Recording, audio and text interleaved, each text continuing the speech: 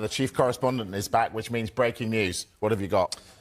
Arsenal were left reeling once again as VAR stole the spotlight for all the wrong reasons in their clash against West Ham, leaving Mikel Arteta's side and their supporters feeling robbed of a result that could have changed the complexion of the Premier League title race. What unfolded at the London Stadium was not simply a game of football but another reminder of how the technology, designed to improve the game, has instead deepened the frustration of players, coaches and fans. Arsenal, fighting at the top of the table, found themselves victims of decisions that felt inexplicable, controversial, and ultimately decisive in the outcome of the match. The match itself was a heated affair from the opening whistle, with Arsenal controlling much of the possession and dictating the tempo, while West Ham looked to soak up pressure and exploit opportunities on the counter. The Gunners carved out chances through the creativity of Martin Odegaard and Bukayo Saka, while Gabriel Jesus and Leandro Trossard constantly tested the Hammers' back line. Yet, despite Arsenal's dominance, the major talking point of the night was not about their attacking play but about the interventions of VAR that swung momentum and robbed them of crucial opportunities.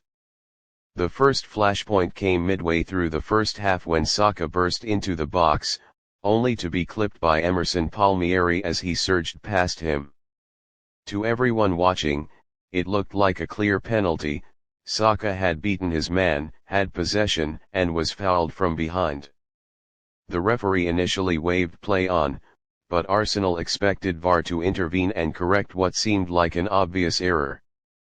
Instead, after a brief review, play resumed without so much as a second look on the pitch side monitor. The disbelief among Arsenal players was visible, with Odegaard and Declan Rice both gesturing in frustration.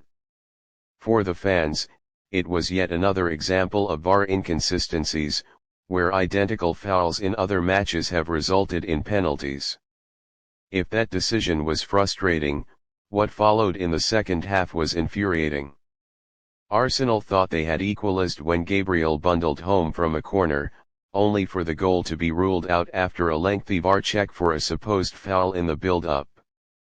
The contact was minimal, with replays showing barely any infringement, yet the officials judged it enough to disallow the goal.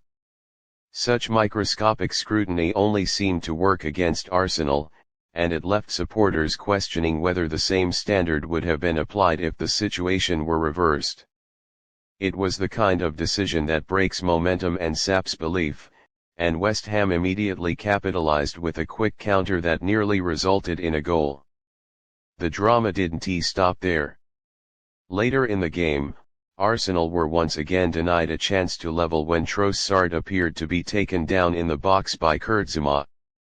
The defender's leg clearly impeded Trossard's movement, but once again VAR decided there was not enough in it. Arteta's frustration boiled over on the touchline as he remonstrated with the fourth official, while the away end erupted with boos and chants about corruption and inconsistency.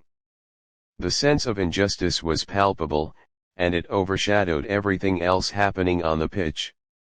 By the final whistle, Arsenal had fallen short not because they were outplayed but because decisions beyond their control shaped the game.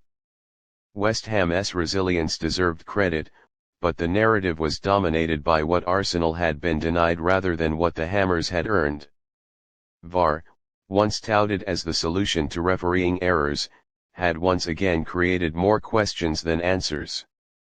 Arsenal supporters could point to specific moments where the outcome of the game shifted due to interventions, or lack thereof, by those sitting in front of the monitors. This was not the first time Arsenal have felt aggrieved this season, and the pattern is beginning to weigh heavily on their campaign.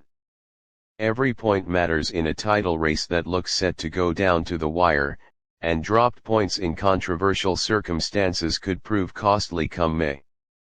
Arteta, who has never been shy about voicing his opinion on officiating, will once again be forced into the uncomfortable position of criticizing the system without crossing the line that brings disciplinary action from the FA. His players, meanwhile, are left to channel their anger into future performances, though one can only wonder how many more times they will have to endure such scenarios.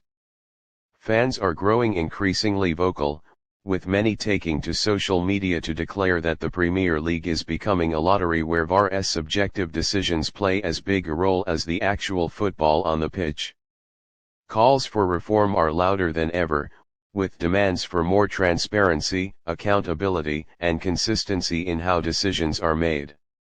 For Arsenal, however, that will be of little comfort in the immediate term. They needed points, and instead they walked away from the London Stadium empty-handed, their frustration compounded by the feeling that the system is stacked against them. The debate over VAR will continue to rage on, but for Arsenal the damage is already done.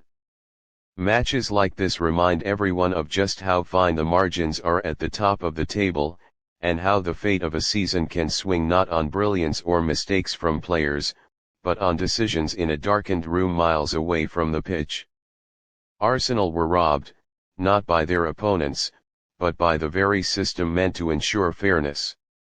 And unless changes are made, the story will repeat itself not just for Arsenal, but for every club that dares to dream of success in a league increasingly defined by controversy.